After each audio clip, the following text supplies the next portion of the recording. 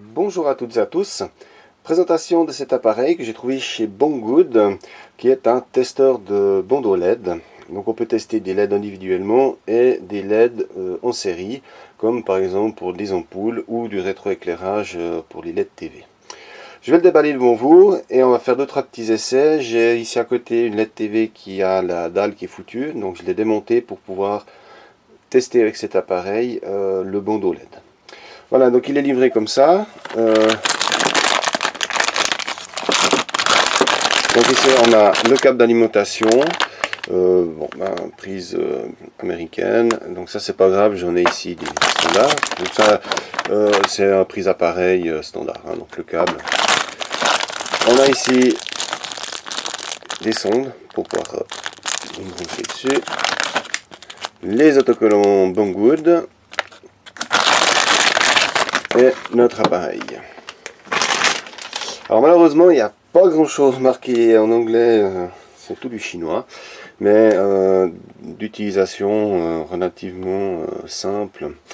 On a ici donc l'alimentation, hein, on-off, et on a ici deux positions. On a une position de test, donc c'est le courant minimum pour faire fonctionner une LED, et on a son courant maximum.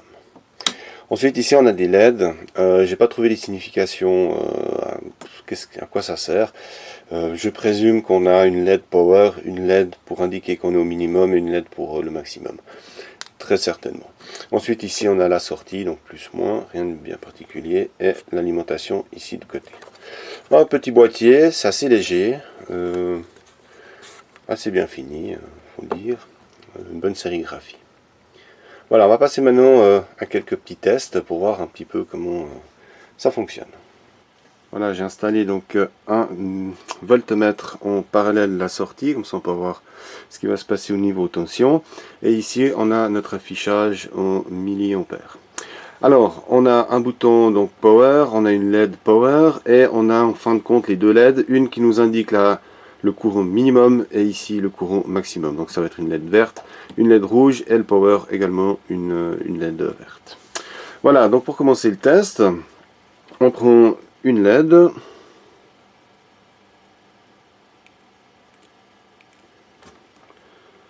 On la branche, on met sous tension. Alors on a la LED ici qui s'allume, hein, au minimum. On a une tension de 2,6 volts et on a un courant minimum de 4 mA. Ensuite on va passer au maximum. Donc là la LED elle éclaire beaucoup plus fort. On a une tension de 2,8 volts et on a un ampérage de 21 mA. Donc c'est une LED qui fonctionne à 2,8 volts pour 21 mA. Voilà, donc quand on n'a pas de datasheet, qu'on ne sait pas exactement une LED, combien elle consomme, etc., cet appareil-là va nous permettre de connaître ces valeurs. Ensuite, on peut utiliser par exemple des segments, hein, des afficheurs à segments. Alors là, il faut savoir où est l'anode commune ou la cathode commune, hein, selon le modèle. Alors on retrouve en général facilement les datasheets, hein, il y a des numéros dessus. Mais par exemple, là, ça fonctionne totalement avec...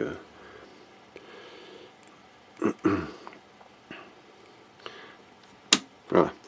Donc là, ici on a un courant de 4 mA pour 1,9 volts. Et je vais passer à son courant maximum qui va être de 20 mA, 21 mA également, pour 2,1 volts. Voilà. Là aussi ça permet de tester un afficheur à segment par exemple, pour savoir si un des éléments serait en panne, sans devoir faire tout un montage avec des résistances, etc. Alors si on a une allime de labo, effectivement ça va aussi. Mais là on arrive, disons, à tester très rapidement un système de LED. Et ensuite, là où c'est un peu plus intéressant, c'est quand on a ce genre de LED en série, hein, et qu'on en a qui sont en panne, admettons. Alors celui-là, elle fonctionne, donc toute la bande fonctionne. Hein. Tac. Alors, je me mets là. Voilà, donc là, au minimum, donc on a une tension de 42 volts et on a un courant de 3 mA. Et ensuite, on se met au maximum. Et là, on a 46, presque 47 volts pour une consommation de 17, presque 18 mA. Donc voilà, là, on peut voir nos LED, donc elles fonctionnent toutes. Par contre, ce qui peut être beaucoup plus intéressant, c'est tout d'un coup on en a une qui est en panne au milieu, et ben on va pouvoir facilement se balader. Par exemple, je me mets ici, par exemple on veut venir là, voilà, et on peut allumer par exemple que la moitié du bandeau LED. Donc là on est à 22 volts et un courant de 3 mA minimum. On peut se mettre au maximum, et là on retrouve un courant de 19 mA pour 24 volts. Voilà, donc quand on a des bandeaux LED par exemple, et ben ça c'est très utile pour faire de la recherche justement sur une bande LED. Ensuite ici j'ai encore pour tester une dernière. Ça c'est une LED qui fonctionne à double polarité, c'est-à-dire qu'on a deux couleurs et de deux polarités, mais qui n'ont pas les mêmes caractéristiques d'un côté ou de l'autre. Donc là on a la rouge, voilà. Donc on a un courant minimum de 4 mA pour presque 1,7 volts. Hein. Et au maximum, on est à 20 milli pour 1,8 volts. Si maintenant j'inverse,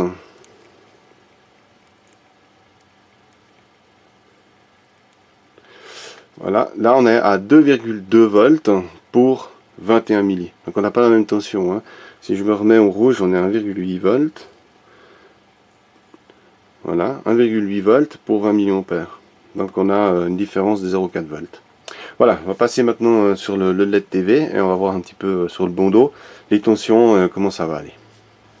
Voilà, ça c'est le châssis d'une LED TV. Alors ici on a le rétroéclairage qui est en bas, hein, donc c'est pas un système où on les a au centre, hein, donc il existe d'autres systèmes où on a des espèces de pastilles de LED qui sont réparties tout à l'arrière du châssis.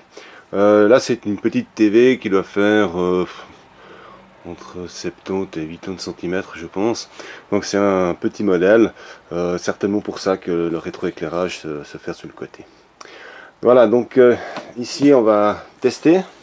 Alors pour commencer on va tester, donc il y a deux alimentations, il y en a une de ce côté, il y en a une de l'autre, on a la moitié de LED, c'est des séries de 12 LED, hein. En fait qui sont répartis en alimentation sur toute la longueur.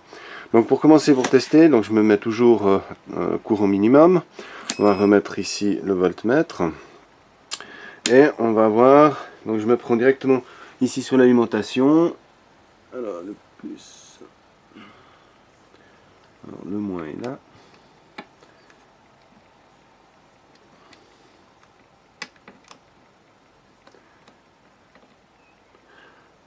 Voilà, donc là, on a une tension de 60 volts pour 2 mA à peu près. Hein. Maintenant, on va se mettre au maximum. Voilà, et là, on va voir, ça augmente, ça augmente, ça augmente. Voilà, donc là, on a une tension de 62 volts pour, allez, 16 mA. Voilà. Vous pouvez le voir aussi ici, hein, on voit là donc les LED, hein, quand elles s'allument quand on est au minimum ici et au maximum là. Hein. Donc ça, on voit ici l'affichage, je vais refaire. Donc si je me remets au max, voilà, on voit, tac, la LED, voilà. Donc là aussi, la LED rouge varie hein, en fonction de l'alimentation du bandeau LED. Alors, encore une autre chose qui est intéressante à voir, c'est si on prend, par exemple, on veut rechercher sur une longueur une LED qui est foutue par exemple, et ben on peut facilement se reprendre sur chaque LED. En plus ça c'est des LED CMS, hein, donc pour les tester ça c'est bien pratique. Hein. En fin de compte on n'a même pas besoin toujours de se poser de questions, savoir quel courant il faut limiter, etc. pour faire une recherche de panne dans un bandeau LED. C'est ça vraiment qui est intéressant avec cet appareil. On n'a pas besoin de limiter son courant avec une alim de labo, etc. Donc vraiment on teste, on y va et ça nous indique ici automatiquement sa consommation. Indépendamment de l'affichage tension courant, uniquement déjà pour tester un bandeau LED typiquement sur ce genre d'appareil, ou alors quand on a ces ampoules LED chinoises, là souvent il y en a qui pètent parce qu'on a juste une LED qui crame, et bien avec cet appareil là on peut facilement tester plusieurs points. Voilà, donc c'est un appareil qui vaut 20 $. Je pense que c'est un bon investissement. C'est un appareil qui est à mon avis utile, en tout cas pour ceux qui font du dépannage et qui travaillent avec de la LED, mais je pense que pour n'importe quel bricoleur qui fait également de la récupération, pour pouvoir récupérer des LED, des afficheurs, etc. et de pouvoir ensuite avoir un minimum de données pour les réutiliser. Je vous mettrai dans la description le lien chez Banggood pour commander cet objet. Voilà, j'espère que ça vous aura plu et je vous dis à bientôt.